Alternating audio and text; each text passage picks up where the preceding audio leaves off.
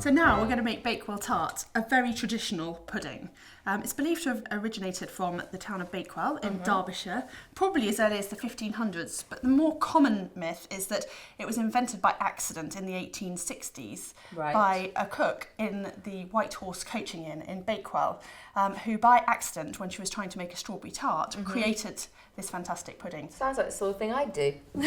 So this is basically started off as a mistake and has been loved for generations. Yes, and the tart is sort of a variation on that original pudding. So it's a layer of short crust pastry, which we're going to make now. Okey-dokey. That makes me nervous. Pastry makes me nervous, but I'm sure it's going to be good. Nervous, it's going to be fine. And then a layer of either raspberry jam, or we're going to make a bit of a fresh raspberry compote. Because we're professionals. It's just a bit sharper and just tastes a bit fresher underneath, not quite so sweet. And then a layer of frangipane, so like a very light almond-based cake. We're going to sprinkle it with flaked almonds, bake it in the oven, and then drizzle it with a little bit of almond icing. Sounds absolutely delicious. Perfect. So flour, very similar to how we did the scones. And then diced cold butter.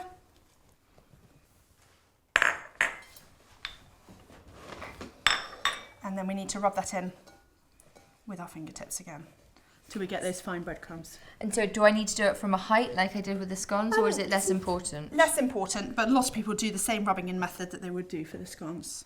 I mean, if you want to be quick and you just want to knock up a very quick pastry, I often make it in a food processor. I often buy it from the supermarket. It's quicker to make it in the food processor than go to the supermarket. Not anymore. I will now be making all my own pastry. So if you make it in the food processor, you literally just put the flour and the cold butter into the food processor, whiz it until it's made the breadcrumbs, and then add your eggs. Okay, how's yours coming on? It's lumpy, but I just need a bit of time. It's getting there. Definitely getting there. Can't rush a Bakewell tart. So do you have yours with custard or with cream or just as is? I quite like it just as a cake, like at tea time. But I know lots of people do like it sort of warm as a pudding. I think we had it at school, and it's just funny the things that you're put off by things at school because they're revolting, and then actually as a grown-up you're like, that's how it should have tasted. Well, I was a bit like that with Bakewell tart. I never used to like it when my mother made it when I was little. Ooh, that's controversial. I can't believe you just said that on camera. Your mother's going to be like, how dare you? Merely because it was very strong in the taste of almonds, and I found that too marzipan-y, as you said. Oh, here we go. I think I'm almost done. Is that That enough? looks absolutely lovely. Excellent. Okay, and again, a bit like the scones, we're now going to use the palette knife to mix in the eggs. Now we need between 3 and 4 eggs. So what I think we'll do is we'll break 3, see if that's enough. And then if it's not quite wet enough, we'll just break another one and split it between us.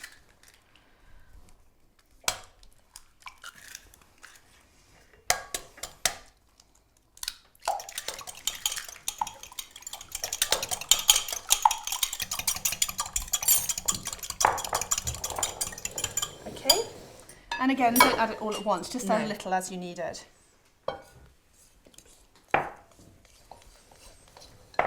And cutting it in, again.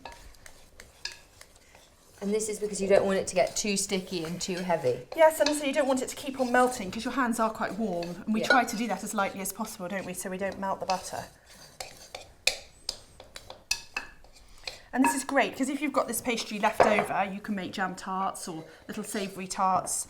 And then blind bake them so you've got them ready for when you want to use them. Do you think I need to use all my egg?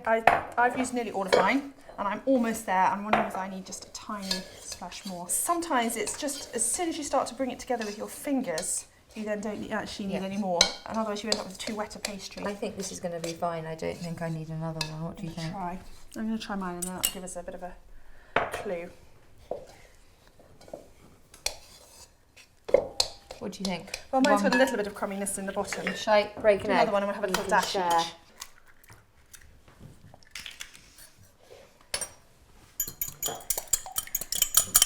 I probably just need a tiny bit more. Sometimes it just all runs out.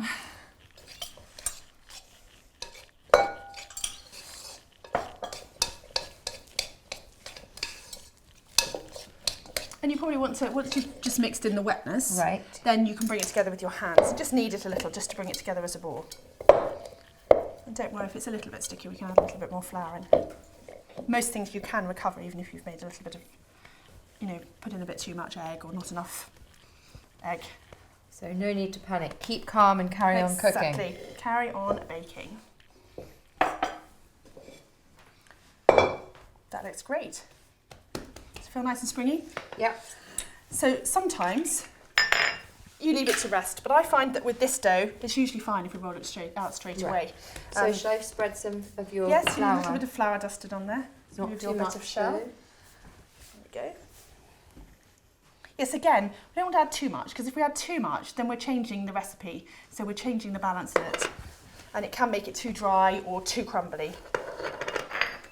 So what we're looking at is we're looking at our pastry case here. We're going to have too much here. So what we're going to try and do, because we've made a bit more, so we can make some other things later on, some jam tarts or some little crab tarts for our tea party. Ooh, crab tarts, that sounds pretty good. One of my favourites.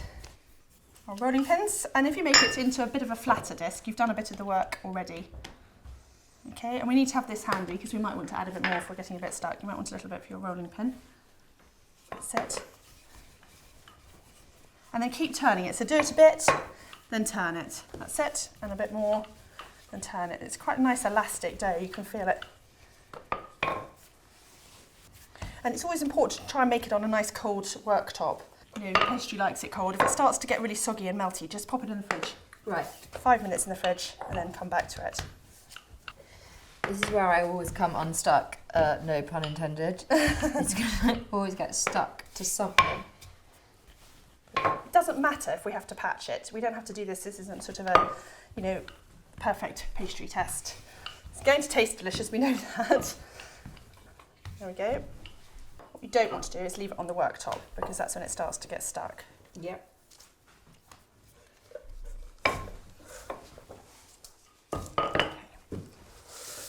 Now you need to use your rolling pin, so slide it under.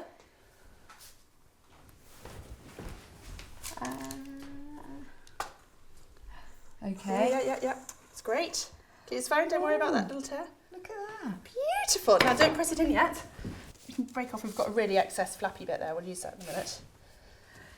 And then you want to lift the sides up a little and let it drop in because the pastry always shrinks when it's cooking. So we want to ease as much into the bottom as possible, sort of almost like giving it a little bit too much. Can you see what I'm doing there? So lift it and tuck it at the same time? Sort of lift it and just give it a little of a push into the bottom there. So it's quite loose, but you're just sort of almost letting it drop in. Yeah, and you so can nursing feel it, it yes, in. sort of letting it drop into the bottom of the tin. Look at that, it looks perfect. Now what I do is I go round with my thumb, because if you press it down even more, then you've got more pastry to rise up. Some people roll a rolling pin over the top, but I go like that.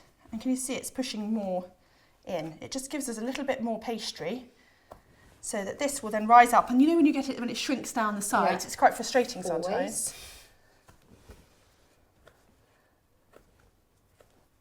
You just sort of have your other hand here and just sort of nudge it in like that. And without realising, you're almost just giving a little bit more of a generous amount of pastry into the tin. Just push out any bits where it's a bit chunkier there because you don't want a really crusty bit. No. And then you can go back and just smooth it a little bit.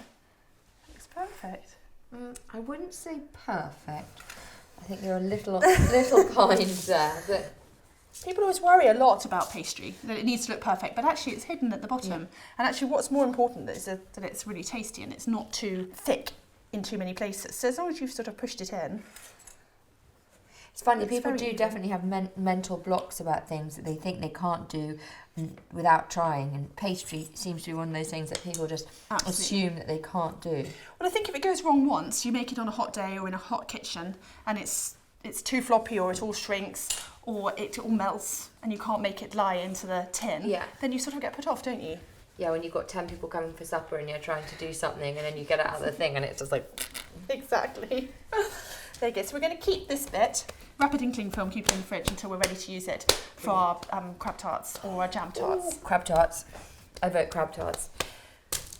Okay, and then to bake it blind, what we need to do is if you get your disc of baking paper.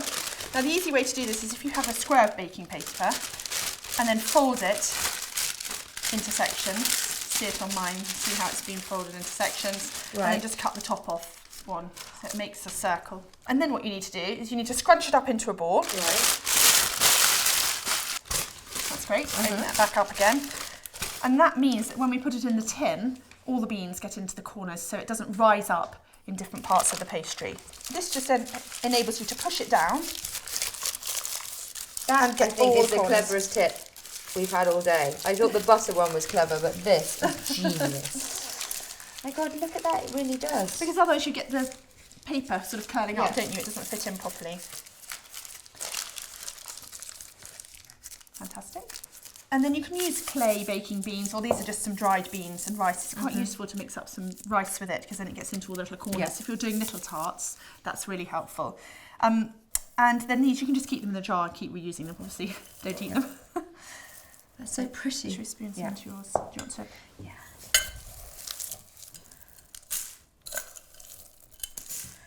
And you want quite a generous layer? Yes, just so it weights it down. Just sort of an even cover.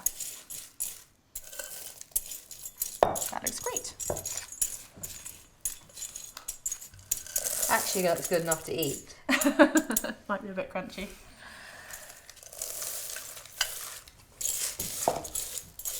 And then what you need to do is pop it in the preheated oven at 180 degrees for about 10 minutes. And after about 10 minutes, very carefully, take it out and remove this layer of the baking beans and the paper. Pop it back in the oven for 5 minutes just to make it all golden brown. So you don't have a soggy bottom. Absolutely not. Very important.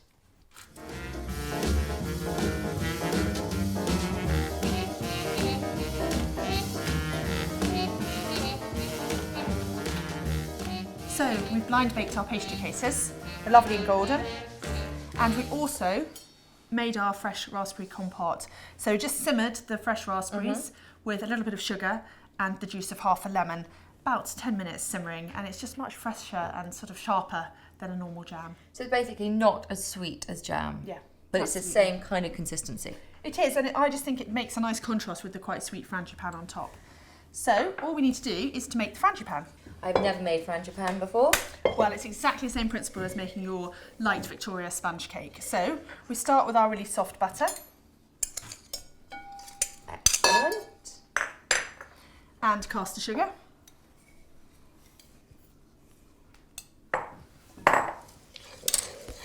And whisk it until it's pale and fluffy. And frangipane's lovely. It's like a light almond sponge cake, really. And the more the air that you get into this, again, the lighter and fluffier it will be. Right. Lovely and pale. Yours looks fantastic. So there's no flour in this sponge, is there? There is a little bit of flour in Tiny this recipe. bit. Some recipes are all ground almonds. This has just got 25 grams of flour, just a little bit. Okay, are we ready to add our eggs? Absolutely. Brilliant.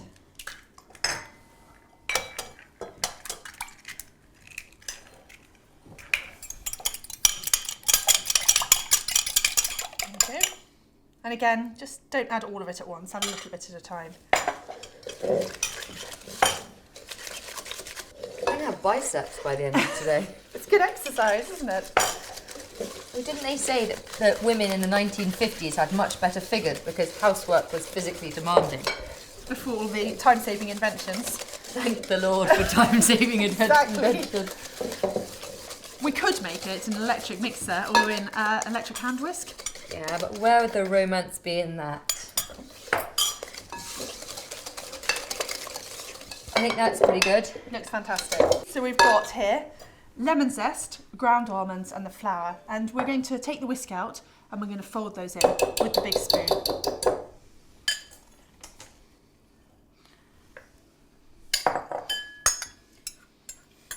I like to add a bit of lemon zest, I just think it makes it fresher. And we'll leave the flaked almonds because we're going to put those on the top before we pop it in the oven. And we're just going to gently fold that in again so we don't knock out all that lovely air we put into it earlier. I often make this at Christmas as well, and rather than putting the raspberry underneath, I put a layer of mincemeat. It's a really nice Christmassy pudding. Good to go? That looks great. So let's put the compote into our pastry base.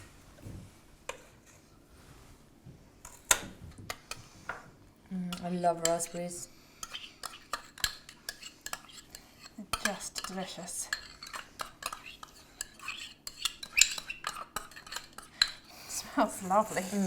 Smells like summer.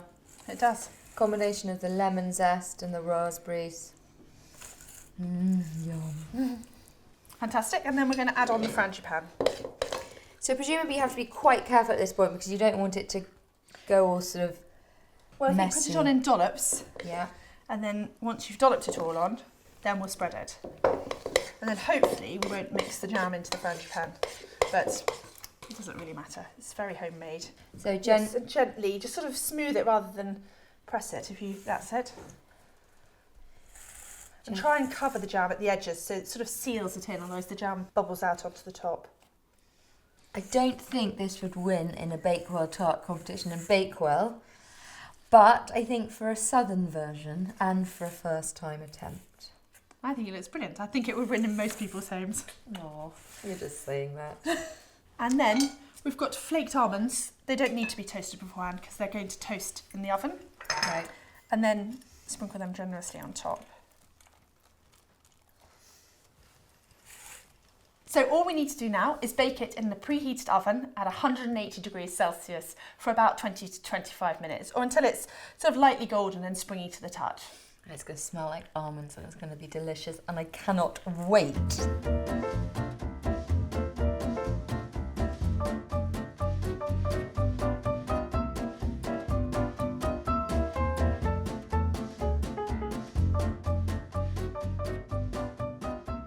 Look at our beautiful Bakewell tarts. So we took them out of the oven and we left them to cool in their tins, and then we've carefully removed them onto the plate. So I think just an extra special finish, we should put a little bit of almond icing on top. Can we just take a second to go, wow, that's my first ever Bakewell tart and it looks très professionnel. So you just want me to go...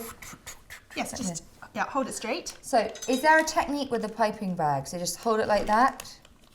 Yeah. Okay. And Twist then just... it a little. You want to twist it. Oh, okay. And The then size it'll come out the end. gently squeeze. That's it.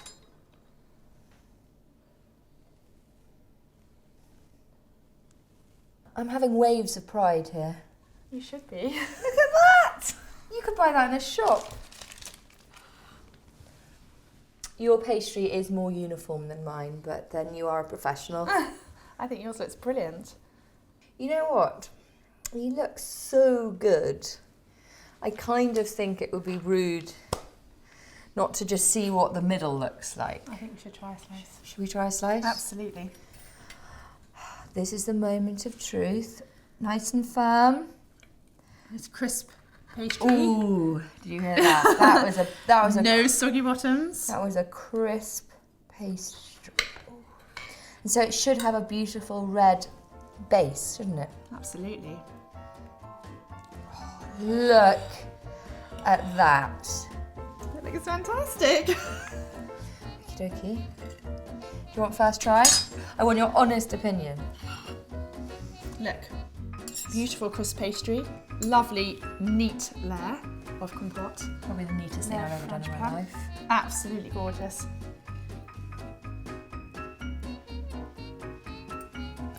That was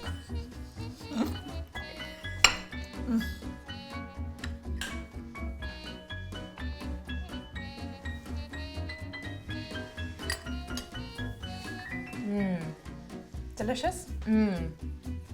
I think you get a Star Baker award for that.